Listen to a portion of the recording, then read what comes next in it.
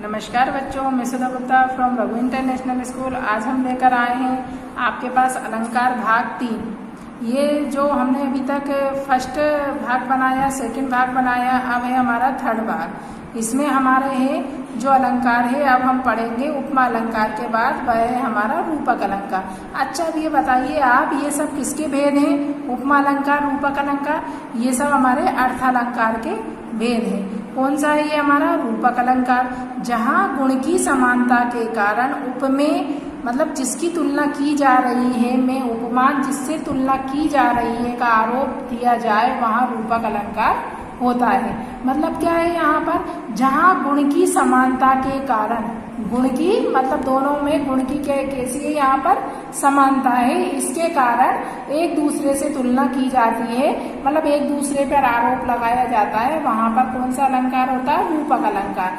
अब इसकी विशेष क्या? उपमेय और उपमान में गुण धर्म के अनुसार इतनी समानता होती है कि दोनों में कोई भेद प्रतीत नहीं होता है। मतलब जैसे दोनों वस्तुएं समान रहती हैं, वहां पर कौन सा अलंकार होगा आपका? रूपक अलंकार। जहां पर गुण की समानता के कारण उनकी तुलना करने में हमें क्या होता है?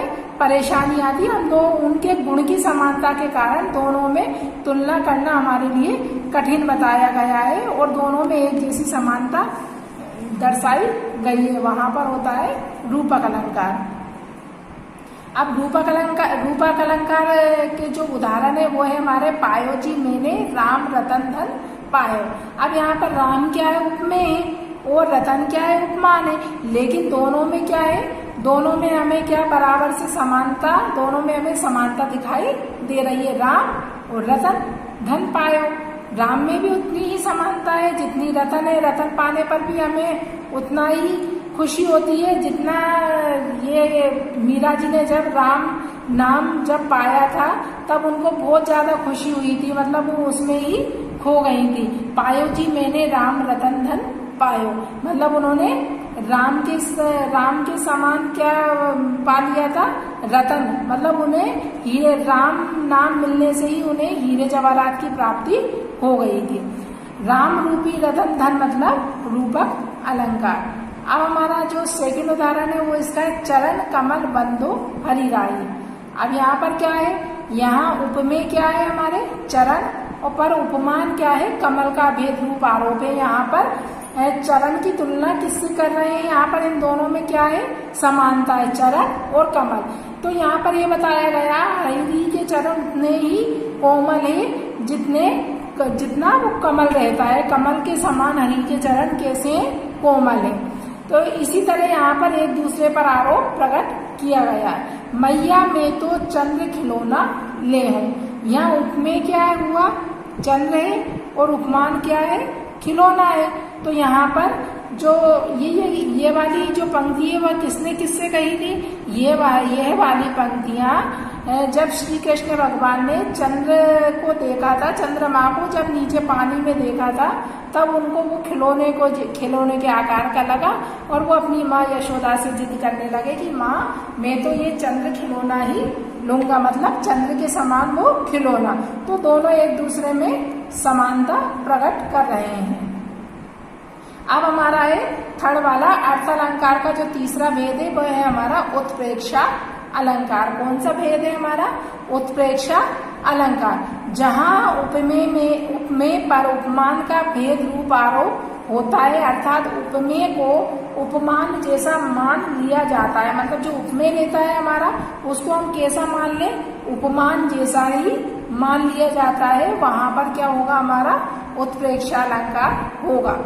सोहत ओढ़े पीत पट श्याम सलोने गात, मनो नीलमणि सेल पर आता प्रयोग प्रभात। यहाँ उपमेय क्या है हमारा? पीत पट पर। यहाँ उपमेय क्या है? पीत पट पर प्रभात के समय नीलमणि पर्वत पर पड़ने वाले अताप उपमान से समानता की संभावना की गई है।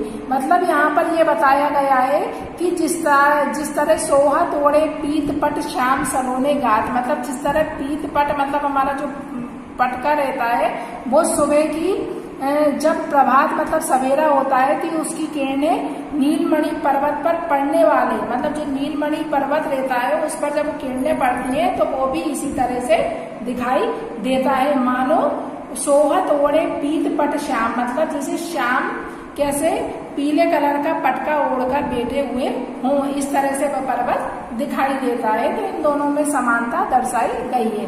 अब इस उत्प्रेक्ष अलंकार को हमें पहचानने के लिए भी, जैसे अगर हमें कुछ भी समझ में ना आए तो हम किसके थ्रू पहचानेंगे, मतलब हमारे पास क्या ट्रिक होना चाहिए इसे पहचानने के लिए।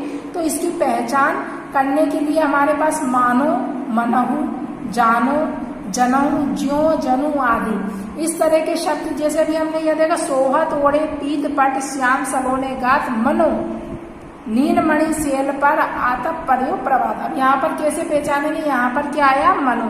तो ये कौन सा अलंकार हो गया, हमारा उत्प्रेक्ष अलंकार हो गया। अब इसी तरह हमारा इसका फोर्थ अलंकार आता है हमारा कौन सा, अन्योक्ति अलंकार। कौन सा अलंकार है हमारा, अन्योक्ति अलंकार, जहाँ उपमेय के बहाने उपमान के बारे में कुछ कहा जाए। मतलब यहाँ पर ये बताया गया है, यहाँ पर एक व्यक्ति को रखकर किसी अन्य व्यक्ति के बारे में, उसके बारे में कुछ कहा जाए। नहीं पराग नहीं मधुर मधु, नहीं विकास ही काल, अली अली सो बिंदो आगे कौन हवार। यहाँ उपमान कली में बंद भ्रमर है, भ्रमर मतलब अली अली मतलब भोरा के बहाने प्रस्तुत, मतलब यहाँ पर भोरे के बहाने, यहाँ पर किसके लिए उपमान के बारे में बताया गया। यहाँ उपमान कौन है, यहाँ पर में राजा जयसिंह है और उपमान कली में बंद भ्रमर, भ्रमर मतलब भोरे के बहाने, मतलब भ्रमर के बहाने यहाँ पर राजा जयसिंह के बारे में कहा गया है। यहाँ पर किसके बारे में कहा गया है, यहाँ पर राजा जयसिंह के बारे में बताया गया है। लेकिन ये किसके माध्यम से बताया गया है, यहाँ कली में बंद भ्रमर। जैसे हम किसी को देखकर किसी का उदाहरण देते हैं ना, इसी तरह यहाँ पर कली में बंद भ्रमर मतलब भोरे के बहाने यहाँ पर राजा जयसिंह के बारे में यहाँ पर बताया गया है। अब अतिशयोक्ति अलंकार, अतिशय प्लस उक्ति मतलब बढ़ चढ़कर बोलना, मतलब किसी भी वस्तु के बारे में या किसी व्यक्ति के बारे में बढ़ चढ़कर बात कहना, वो होता अतिशयोक्ति अलंकार। अब अतिशयोक्ति का मतलब जहाँ किसी वस्तु, पदार्थ या कथन का वर्णन लोक सीमा से बढ़ा चढ़ाकर किया जाए, वह अतिशयोक्ति अलंकार होता है। जैसे अतिशयोक्ति अलंकार का एक उदाहरण, हनुमान की पूंछ में लगन न पाई आग, लंका सिगरी जल गई, गए निशाचर भाग। मतलब यह कहने का मतलब है कि हनुमान की पूंछ में आग तो लगी नहीं और लंका उनकी पूरी जल गई। तो ये यहाँ पर क्या, इस चीज का यहाँ पर बड़ा चढ़ाकर वर्णन किया गया है।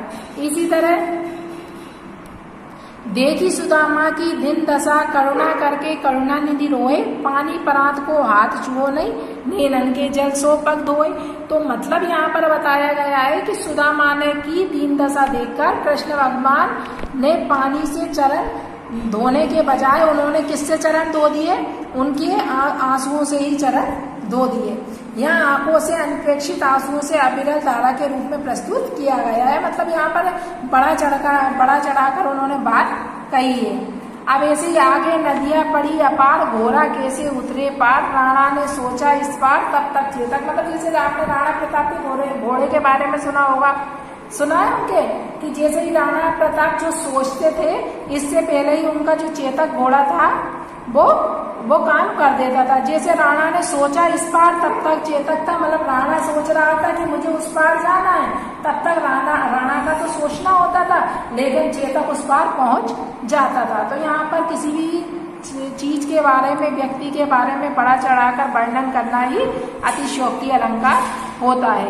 अब हमारा इसी का लास्ट अलंकार है, वो है मानवीकरण अलंकार। अर्थ अलंकार का भेद है ये मानवीकरण अलंकार, जहाँ जड़ वस्तुओं या प्रकृति पर मानवीय चेष्टाओं का आरोप किया जाता है, वहाँ मानवीकरण अलंकार होता है।